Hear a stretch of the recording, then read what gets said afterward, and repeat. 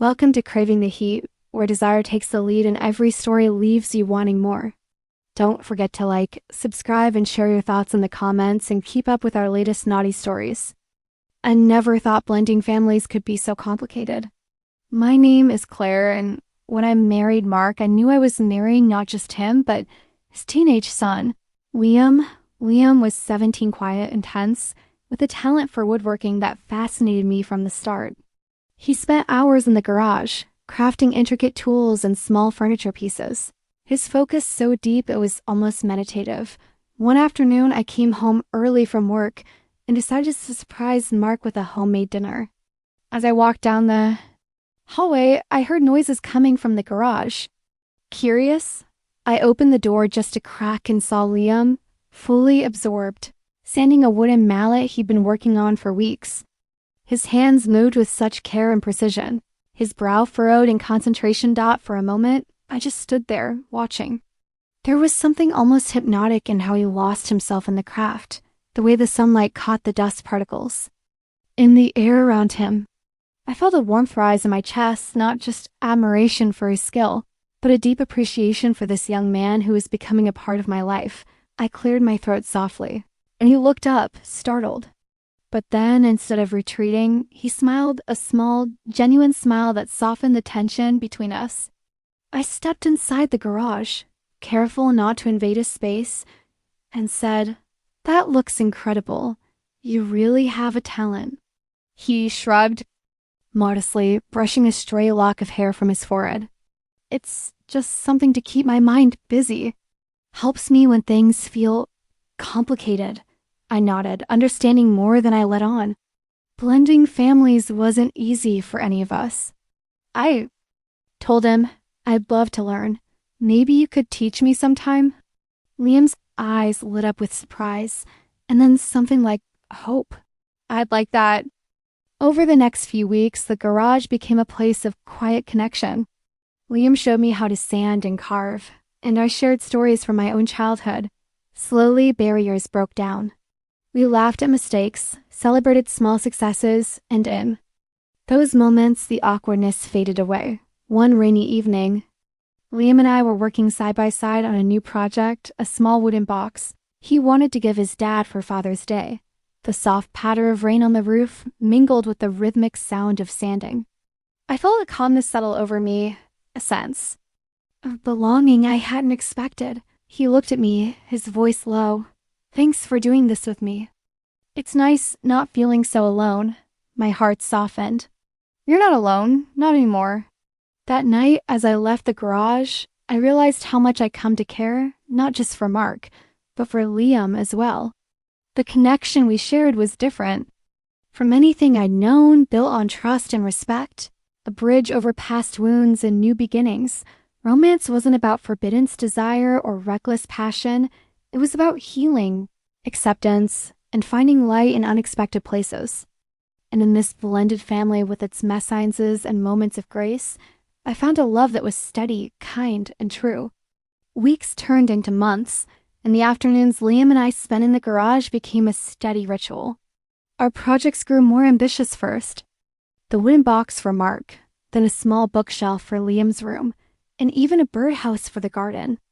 Each time, we talked more openly, sharing hopes, fears, and quiet moments of laughter. Mark noticed the change, too. One evening, he found us side by side, sanding the edges of a frame. Instead of interrupting, he smiled and said, "Looks like you two make a great team." I glanced at Liam, who was brushing sawdust off his hands. He grinned, and in that moment, the distance that had once existed between us seemed to shrink. It was no longer about stepfather or stepson or new wife and reluctant son. It was about family. One afternoon, I found Liam sitting on the porch steps, looking out at the garden. The summer light was soft golden. I sat beside him, offering a quiet presence. "Is everything okay?" I asked gently. He sighed. "Sometimes I still feel like I don't belong, like I'm just passing through." I put a hand on his shoulder. "I know it's not easy, but you're part of this family, Liam. You're part of our life now." He turned to me, eyes honest and vulnerable. "Thanks, Claire. That means more than I can say." I smiled, feeling a tender warmth spreading in my chest. It wasn't the kind of love I'd read about in novels or seen in movies. It was quieter, deeper, like roots growing under the soil. One evening, after dinner, Mark asked me to dance in the living room. Liam watched from the doorway, a shy smile on his face. "Maybe I'll learn from you both someday," he joked. That night, I realized that the true magic wasn't just in the romantic love Mark and I shared, but in the way we were creating. A new kind of family woven together with patience, understanding, and care. Sometimes love isn't about losing control or reckless passion. Sometimes it's about showing up day after day, building something real from the pieces of our hearts. And in that slow, steady way, we found each other. Over time, the boundaries between us softened. Liam started inviting me into his world, not just the garage or school projects, but his music, his favorite movies, even his circle of friends. One Saturday morning, he pulled out an old guitar and asked if I wanted to try playing a chord or two. My fingers stumbled, but he laughed, patient and encouraging. And soon we were strumming simple melodies together. Mark watched quietly from the kitchen, his eyes warm with something like gratitude. We all had wounds from the past, but in these small, shared moments, we were stitching together something new and whole. One evening, Mark and I sat on the porch swing while Liam stayed up late, finishing a school project. The night air was cool, scented with jasmine and fresh-cut grass. "Proud of you," Mark said softly, taking my hand, and as I looked up at him, feeling the steady beat of his heart beneath my palm. "I'm proud of us," I whispered. He smiled, brushing a stray lock of hair from my face. "We're stronger than I thought we could be." The next day, Liam surprised me with a handmade card, awkwardly folded and decorated with bright markers. "For Claire, the best stepmom ever," it read inside. With a crooked heart drawn beneath the words, my throat tightened as I hugged him close. "Thank you, Liam. That means everything." As weeks passed, there were challenges, of course, misunderstandings, moments of frustration, and the occasional storm of emotions. But through it all, we learned to listen, to forgive, and to be patient. One quiet Sunday afternoon, we found ourselves curled up on the couch, a blanket shared between us, watching an old movie. Mark held my hand, Liam rested his head on my shoulder, and in that simple embrace, I realized something profound. Love was not about perfect beginnings or flawless endings. It was about presence, about choosing each other every day. I had walked into this blended family uncertain and guarded. Now I felt anchored by Mark's unwavering support, by Liam's growing trust, and by the love we were building, brick by tender brick. That night, as I lay in bed beside Mark, I thought about the journey, how unexpected moments of connection could change everything. How love could surprise you, not with a blaze, but with a steady, warming light, and I was ready to keep walking forward, hand in hand, into whatever came next. Days turned into weeks, and the rhythm of our new family life settled into a gentle cadence. Mark and I grew closer with every shared smile, every quiet conversation over late-night coffee. Liam's presence became less like a reminder of the past, and more like a beacon guiding us forward. One rainy evening, Mark and I were cleaning up after dinner, laughing over a spilled glass of wine. The soft patter of rain on the windows made the kitchen feel cozy, like our own little world away from everything else. Mark caught my hand as I reached for a dish. "Claire, can I tell you something?" His voice was low, serious but tender. "Of course," I said, heart already beating faster. He hesitated, then smiled shyly. "When I first met you, I was scared. Scared of how this would all change, how I would change. But now I don't want to imagine my life without you in it." My breath caught. Mark, before I could say more, his eyes locked on mine. And in that moment, something shifted between us, a silent promise made in the warmth of the kitchen light. Just then, Liam appeared in the doorway, dripping from the rain. His usual confident smile was softer tonight. "Hey, sorry I'm late," he said, stepping inside. His gaze lingered on us. Thoughtful. Mark squeezed my hand and said, "Come here, champ." Liam walked over, and something in his eyes told me He sensed the new closeness between us, not with jealousy or resentment, but with quiet acceptance. That night, after Liam went to bed, Mark and I sat on the porch under a blanket. The world was hushed. The rain softened to a drizzle. "I want you to know," Mark began, "that I'm ready to start fresh with all of us. No more shadows from the past." I nodded, leaning into him. "Me too." And then, unexpectedly, Mark pulled something from his pocket, a small, weathered key on a leather cord. "This is for the cabin," he said, his voice warm but slightly nervous. "It's been in my family for years. I thought maybe we could make it ours, a place just for us to build new memories." I looked at him, stunned but deeply moved. The cabin had always been Mark's retreat, a place he rarely spoke about. To invite me into that sacred space was more than romantic. It was a symbol of trust and hope. Tears welled up as I whispered, "I'd love that." We sat together, holding the key between us, the rain a gentle soundtrack to the promise of what was to come. Over the next few weeks, the three of us made plans to visit the cabin. Liam eagerly packed his old fishing gear and promised to teach me the ropes. Mark and I planned cozy nights by the fire, long hikes through the woods, and quiet mornings watching the sunrise. Our weekends became filled with laughter and discovery.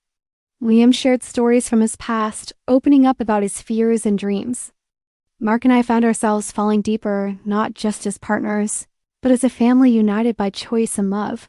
One evening, as we gathered around the fire pit, Liam looked at me and said, "Thank you, Claire, for not giving up on us, for choosing us." Mark squeezed my hand, and I realized then that love isn't just about passion, it's about patience, courage, and the willingness to keep showing up, even when it's hard. The cabin became our sanctuary, a place where old wounds healed, where new love blossomed under starlit skies, and where a blended family found its rhythm in the quiet, tender moments between storms. Weeks at the cabin slipped by like a dream. The three of us had carved out a rhythm, Mark teaching Liam how to fish at dawn, Liam showing me the best trails for wildflowers, and our evenings spent around the fire, sharing stories and dreams beneath the vast, star-studded sky. One afternoon, while exploring a narrow path through the woods, Mark and I found ourselves walking side by side, the soft rustling of leaves our only soundtrack. I noticed a change in him, something softer, more vulnerable than I'd seen before. He stopped, turning to me with eyes that held both hope and hesitation. "Claire, I know we've come a long way, but sometimes I worry about the past sneaking back, about whether I'm enough for you." My heart ached at his honesty. I reached out, cupping his face gently. "Mark, you're more than enough. You've been brave enough to love me, patient enough to wait for us to find our way. That's what matters." He smiled, relief washing over him like warm sunlight.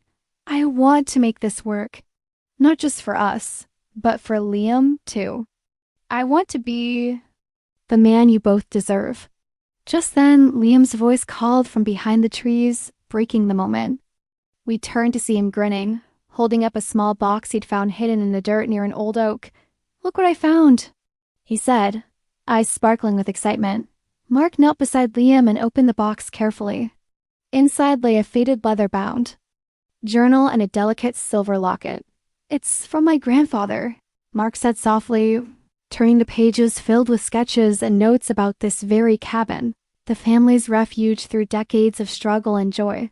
The locket glinted in the sunlight, and Mark handed it to me with a smile. "I want you to have this. It's a piece of my family, now part of ours." I took it, feeling the weight of generations in my hand. It was more than a gift. It was a symbol of trust, of new beginnings rooted in history. That night, as the fire crackled and Liam drifted to sleep, Mark and I sat close, the locket resting between us on the table. "I never thought I'd find love like this," I admitted, voice barely above a whisper. Mark took my hand, his touch grounding. "Me neither. But here we are building something real, something worth fighting for." But life, as it always does, wasn't without its challenges. One morning, a phone call shattered the calm. It was Mark's ex-wife, Sarah, reaching out with news that threatened to unravel everything we'd built. She was moving back to town and wanted to see Liam. The tension that followed tested every ounce of trust and patience between Mark, Liam, and me. Old wounds surfaced, resentments, fears, uncertainties. We faced it together, sometimes faltering, sometimes fierce in defense of our newfound family. Through late-night talks and honest confessions, we realized that love isn't just about passion, it's about forgiveness, boundaries, and the courage to choose each other every day. In the end, Sarah's return became a catalyst not for destruction, but for deeper understanding. Liam found his voice, setting clear limits with his mother. Mark stood strong, unwavering in his commitment to us. And I found strength in my love for both of them. Fierce and tender. As the seasons changed, so did we. One crisp autumn evening, Mark surprised me with a simple ring fashioned from the silver he'd found in the locket. It wasn't flashy, just a quiet promise forged in the fires of our past struggles and bright hopes. We stood beneath the golden leaves, Liam watching with a smile that said everything. "I want to spend my life with you," Mark said, his voice steady and full of love. I smiled, tears blurring the world into something beautiful and whole. "Yes, with you. With us." We embraced, the forest around us glowing like it knew the story was just beginning. Later that evening, after the last flicker of sunset had faded from the sky, Mark and I found ourselves alone in the cabin's cozy living room. The fire had burned low, casting soft amber shadows that danced across the wooden walls. Liam was asleep upstairs, finally at peace with the world. Mark poured 2 glasses of wine, the rich scent filling the room. He handed me one with a slow, knowing smile, his eyes searching mine as if to say everything words couldn't. We sat close on the warm leather couch, fingers intertwining naturally, the weight of the day melting away in the quiet comfort of each other's presence. Without a word, Mark reached into his pocket and pulled out the silver locket, the one he'd given me earlier. "This isn't just a piece of my family," he whispered, tracing its delicate curves. "It's a piece of my heart." Slowly, he opened it to reveal a tiny photograph, not of ancestors, but of the 3 of us, Mark, Liam, and me, laughing on that very trail we'd wandered days ago. "I wanted to carry this with me," he said softly, "to remind me what love really looks like, what family really means." My chest tightened with a rush of emotion. I leaned in, resting my head against his shoulder, feeling the steady beat of his heart beneath my ear. He wrapped his arm around me, pulling me closer as the warmth of the fire in his embrace filled every empty space inside me. In that moment, nothing else mattered. No past mistakes, no uncertain futures, just us, tethered by something real and unbreakable. He kissed the top of my head, and I whispered back, "Here. With you, I'm home." And for the first time in a long time, I believed it was true.